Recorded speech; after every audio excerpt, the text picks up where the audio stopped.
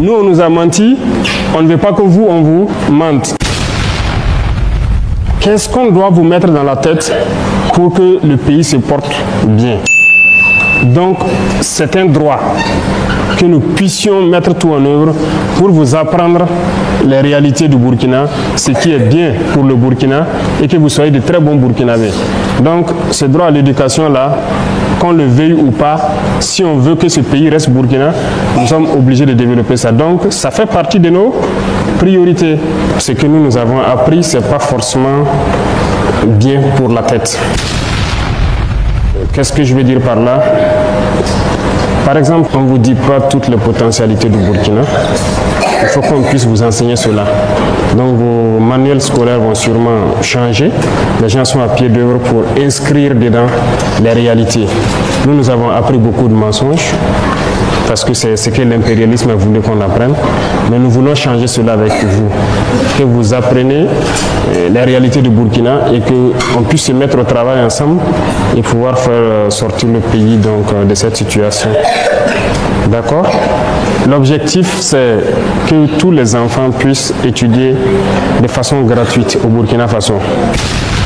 Et c'est possible. On peut vous assurer que c'est possible. C'est comme je vous disais. Nous, par exemple, lorsqu'on étudiait, on nous a caché beaucoup de choses, on nous a beaucoup menti. Mais c'est parce que ceux qui nous ont colonisés ont toujours eu cet esprit malin d'avoir peut-être des gens qui dirigent pour eux leurs intérêts, mais pas pour nos intérêts. Donc lorsque nous faisons des projections, c'est possible. C'est possible qu'au Burkina, l'éducation soit gratuite. Et ça le sera. Donc il n'y aura pas question de s'inquiéter normalement dans très peu de temps, dans les années à venir, à aller à l'école. À payer sa scolarité et tout, ça devrait aller. On nous avait fait comprendre que vos chocolats, le café et autres, c'est dans les pays où il pleut parce qu'ici c'est la savane, c'est le désert, il ne pleut pas, on ne peut pas cultiver. On nous avait encore menti, c'est faux.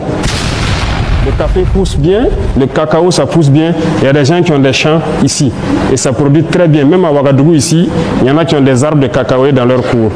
Ça veut dire que les chocolats que vous pouvez envier chez les enfants qui sont dans des familles un peu aisées, tous les enfants peuvent manger les chocolats au Burkina.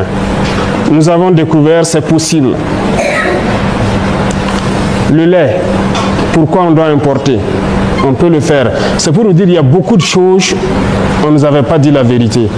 Vous, vous avez la chance et on vous l'apprend et on vous promet qu'on fera tout pour que vous mangez à votre faim. Et comme on le dit, vous allez manger bien le matin pour aller à l'école, aller bosser gratuitement, manger à midi, vous amuser, revenir le soir, vous amuser au quartier, bosser vos cours, réviser et dormir. C'est le rêve que nous éprouvons. Tant que les enfants du Burkina ne seront pas dans ces conditions-là, notre combat ne s'arrêtera pas. Tout le combat que les gens mènent, c'est pour garantir donc, les droits des enfants, si je peux dire. D'abord, le droit à la vie qui est un droit pour tout le monde. Tout le monde a droit à la vie. Donc tout ce que nous mobilisons, tout ce que nous faisons actuellement, c'est de combattre ces terrorismes-là. C'est pour garantir d'abord le droit à la vie. Et qui dit droit à la vie, droit à la protection donc des enfants. Vous voyez, lorsqu'un père prend les armes, généralement pour combattre le mal, c'est pas pour lui qu'il le fait, c'est pour vous les enfants. S'il prend l'arme et qu'il fait face à l'ennemi, il est prêt à mourir, mais c'est pour assurer donc, votre protection, c'est pour vous protéger. Donc c'est notre devoir de créer ces conditions pour que les hommes puissent se battre, mais assurer la protection donc, des enfants que vous êtes. Aujourd'hui, nous vivons une situation, mais nous espérons que vos vies soient meilleures que les nôtres. Que ceux qui n'ont pas droit à un certain nombre de privilèges aient ce droit-là demain. Parce que nous sommes convaincus que cette condition peut être réunie au Burkina Faso. Donc nous devons combattre ce mal, assurer votre droit à la vie, qui est le droit élémentaire, assurer donc votre protection, mais aussi que vous puissiez accomplir vos devoirs, parce qu'il n'y a pas que le droit. Je crois que vous le savez bien, l'a dit, les droits et devoirs. Autant on assure vos droits, on met tout en œuvre pour que vous puissiez exprimer et faire vos devoirs. Donc c'est la tâche primordiale du gouvernement de tout mettre en œuvre pour que vous puissiez grandir et vous éduquer dans des conditions assez sereines. D'accord? Nous avons aussi fait les mêmes écoles et comme vous le dites, on a souvent constaté qu'on ne fait pas trop attention à ce volet-là depuis un certain temps. Nous avons fait des écoles où, par exemple, pour ceux qui sont handicapés moteurs, on n'avait pas prévu rien que les rampes pour les permettre d'accéder à l'école et tout ça. Mais je pense que ce sont des choses qui sont en train d'être rattrapées actuellement. Et comme je vous parlais tout à l'heure, nous sommes en train de vouloir construire des écoles modernes. Il y a ceux, par exemple, les handicapés moteurs, ils auront leurs droits élémentaires qui peuvent être respectés dans ce genre d'école. Handicapés visuels, je pense que le braille est en train de se développer. Donc il y a beaucoup de facteurs que nous sommes en train d'étudier pour intégrer dans ces écoles modernes dont je parle. Il faut prendre en compte justement les enfants vivant avec les handicaps pour qu'ils ne se retrouvent pas en marge. Et ceux qui n'ont pas les moyens, je veux vous dire quelque chose, l'objectif est de rendre l'école gratuite. Il y a beaucoup de pays où l'éducation est gratuite. Ici, c'est possible. C'est possible parce qu'on a passé le temps à nous faire comprendre, comme je l'ai dit, que nous sommes pauvres, mais nous nous rendons compte que nous ne sommes pas pauvres. C'est la gouvernance le problème et je pense que c'est ce pourquoi nous nous sommes révoltés et nous sommes en train de tout mettre en œuvre pour créer les conditions pour que ces questions, vous ne puissiez pas les poser dans les années à venir et dire que les enfants en situation de handicap, s'ils n'ont pas les moyens, l'éducation doit être un droit, c'est un droit et ça doit être une réalité. Et ça doit être gratuit. Le rêve, c'est d'y arriver. Beaucoup de pays le font aujourd'hui. Pourquoi au Burkina Faso on ne pourrait pas le faire? Donc notre combat, c'est de pouvoir rendre l'éducation gratuite, donc il n'y aura pas question de moyens, et de mettre toutes les conditions pour que vous vivez avec un handicap ou pas, que vous puissiez donc bénéficier de l'éducation. Vous pouvez être rassuré sur ça. Ce que nous avons appris, ce n'est pas forcément bien pour la tête. Qu'est-ce que je veux dire par là?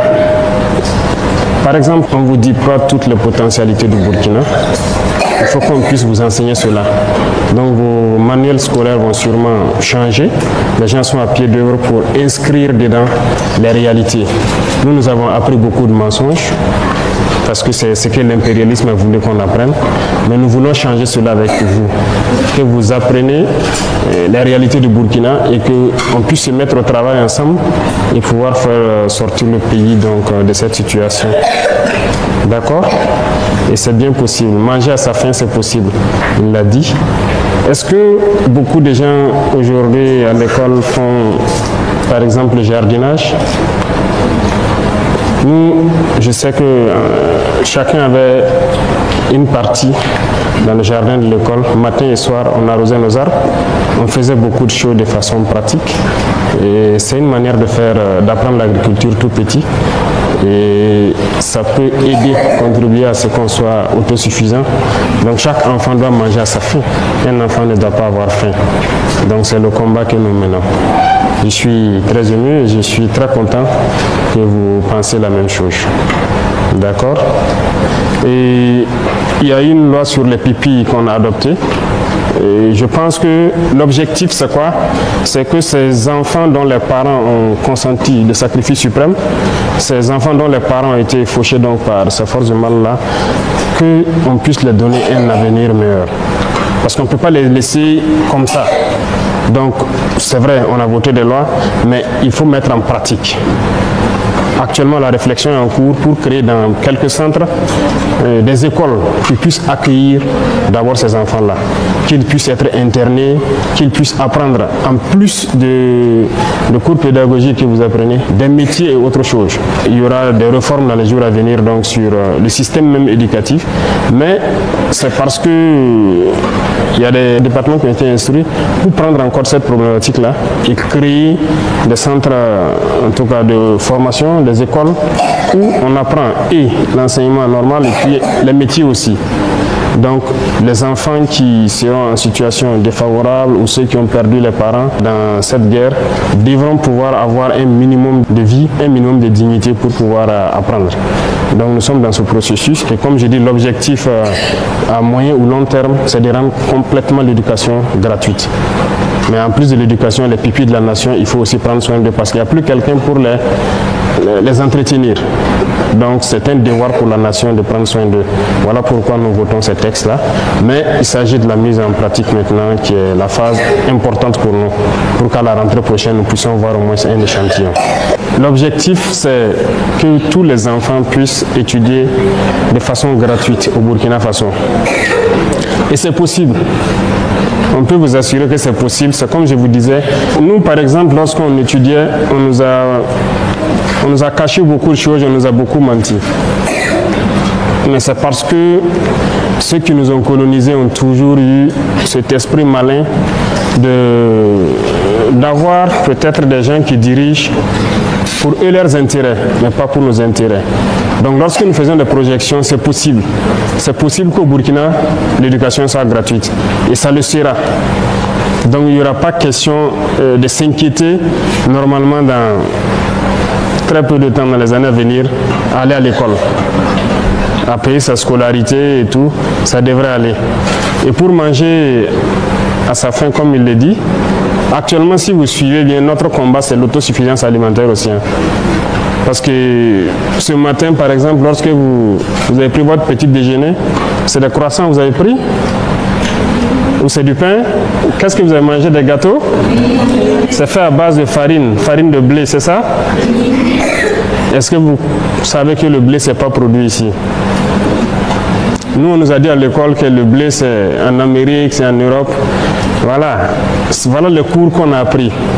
Vous avez bu du lait, c'est ça? Vous n'avez pas bu du lait? Souvent, vous buvez du lait à la maison. Et c'est quel lait vous buvez? Ah, Nido. Ça vient d'où? D'accord, c'est pour vous dire que l'autosuffisance alimentaire, c'est un combat.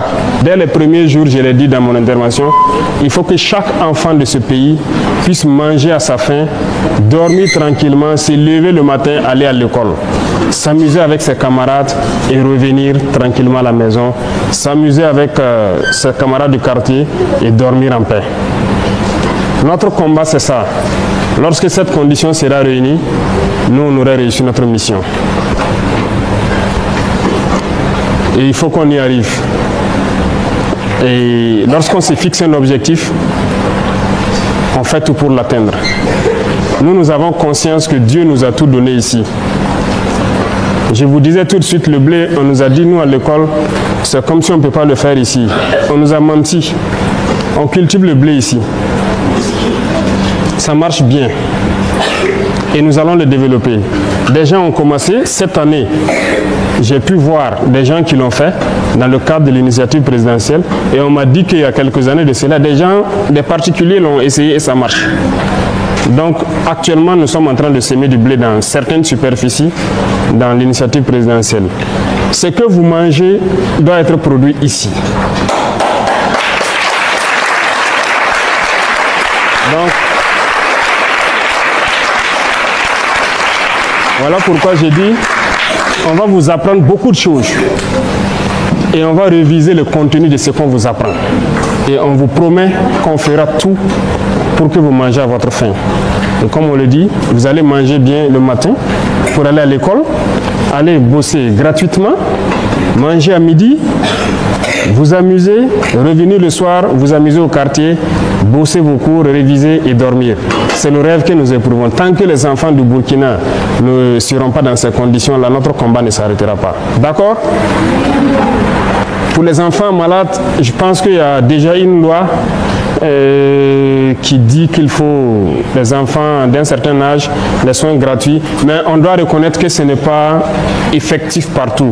Les soins sont gratuits pour les enfants d'un certain âge, mais la réalité, dans certains centres, peut-être ils ne disposent pas de médicaments ou de toute autre chose. Actuellement, le combat, c'est de ramener le niveau donc, de beaucoup de structures sanitaires à un niveau assez, en tout cas, confortable pour pouvoir prendre soin des enfants. Et pourquoi ne pas même mettre en place un hôpital mère-enfant? Le projet est en cours. C'est un terme donc des médecins, hôpital mère-enfant comme l'hôpital pédiatrique qui est ici, où on va soigner uniquement les enfants en fait. Donc, il faut développer les capacités de ces hôpitaux-là. Ce sont des processus qui sont en cours pour pouvoir donner le meilleur donc, de nous et prendre soin des enfants jusqu'à un certain niveau, les prendre en charge gratuitement. Aujourd'hui, il y a beaucoup de choses pour certains maux qui sont pris en charge gratuitement. On ne souhaite même pas que les enfants aient ça, mais il se trouve qu'il y a des enfants, par exemple, qui ont des maux comme les cancers. Et on a réveillé notre hôpital qui soigne ça. Et c'est gratuit pour les enfants de 0 jusqu'à 15 ans, je crois. Donc il y a un certain nombre de pathologies aussi où la prise en charge est gratuite. Mais nous travaillons à ce que dans une frange d'âge donnée, lorsqu'un enfant ne se sent pas, il part à l'hôpital, il puisse tout avoir gratuitement. Mais c'est un travail qui va demander, voilà, on ne peut pas le dire qu'on le fera demain, mais ça, les capacités vont augmenter au fur et à mesure. Nous connaissons la réalité de nos infirmeries, de nos hôpitaux, et on fait l'effort de pouvoir accroître leurs capacités et créer des centres un peu plus modernes pour prendre soin de vous. Ok? L'autre question, c'est le mariage et puis les sites d'orpaillage. Il y a beaucoup de textes qui sont en train d'être revus. Comme je vous ai dit, il y a des choses qui ne cadrent pas avec notre temps. Et c'est ça qu'on appelle les réformes. C'est ce qu'on est en train de faire. Il y a beaucoup de textes qu'on est en train de relire. Dans ces textes-là, c'est ce qu'on appelle le code des personnes et de la famille. Ok?